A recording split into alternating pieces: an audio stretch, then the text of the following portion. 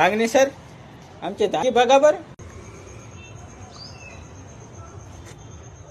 माझे साईनाथ दाजी सरपंचलाच उभा राहतो म्हणाले.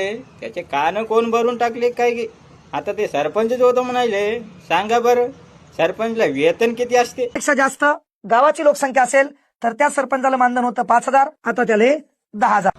आता मग उपसरपंचला काय वेतन असते कांगणे सर? उपसरपंच हे डावातच नाही, याला सरपंच कळू देतच नाही, कळलं का?